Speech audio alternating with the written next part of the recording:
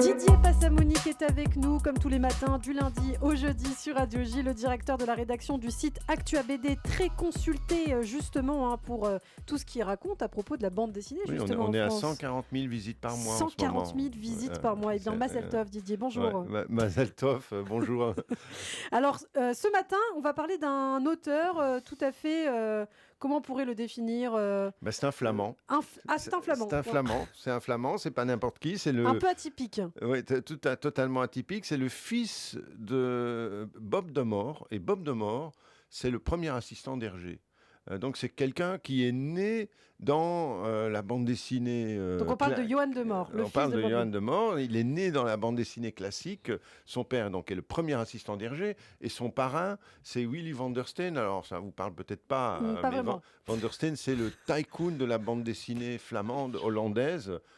Quand je dis tycoon, ça veut dire des millions d'exemplaires vendus chaque année. D'accord. C'est vraiment, c'est aussi important que Walt Disney, quoi. C'est un phénomène. Et donc, lui, c'est son parrain. Et donc, on se dit que le petit Johan de Moor, il va faire de la bande dessinée, forcément, entre Hergé et Van der Steen. Ça n'a pas raté. Et non, ça rate pas. Ça rate d'autant moins que il va tout faire pour pas le faire, c'est-à-dire qu'il va faire des études d'art et des études sérieuses. On fait de la gravure, de la peinture, parce que la bande dessinée, vous comprenez, c'est pas très sérieux. Mais il doit gagner sa vie. Il va être amené à cela finalement. Il va gagner sa vie. Il fait du dessin d'humour dans la presse. Et ça marche pas trop bien. Donc, du coup, son père lui dit, écoute, moi, je suis débordé de boulot chez Hergé parce que non seulement je dois faire les aventures de Tintin, mais en plus, j'ai mes propres aventures à moi à faire. C'est Corinne Moussaillon, c'est Barelli, qui sont des magnifiques récits historiques dans le cas de Corinne Moussaillon. Mais alors, à la Hergé, c'est-à-dire qu'il y a un minutie de détails, ça prend un temps fou. Chaque dessin et demande une minutie incroyable. Et voilà le Johan de Moor qui va rejoindre le studio Hergé. Et donc Johan de Moor, aujourd'hui, vous nous présentez deux de ses œuvres. D'abord, Dessins d'humeur, publié chez Casterman. Voilà, alors ça c'est le recueil de ses cartoons. Il va continuer à faire du dessin et du cartoon dans la presse flamande pendant des années. Et Casterman a la bonne idée d'en faire une compilation. Alors il y a un peu tous les sujets. Il y a Trump, il y a des références à des phénomènes. Il y a l'extrême droite, un sujet très actuel, n'est-ce pas? Il y a le féminisme. Très inspiré par l'actualité en fait. Voilà, c'est ça. L'écologie, tous les sujets à la mode, on va dire, ou tous les sujets qui sont dans l'actualité sont dans cet album-là. Et puis il y a cet autre album. Alors là, il n'est que dessinateur, on va dire.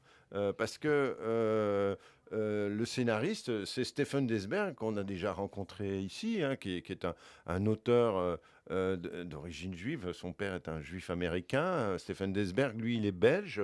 Et Stephen Desberg et Johan de Moor sont des enfants des années 50. Donc ça veut dire que quand ils sont jeunes, ils découvrent les grands groupes de rock des années 70.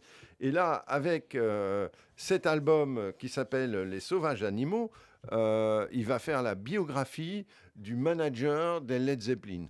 Ah oui, d'accord. Et il les transforme en animaux, ce qui permet une grande liberté de ton, mais c'est en même temps très précis. Il ne faut pas oublier qu'on est dans l'école belge à la Hergé, donc c'est très rigoureux.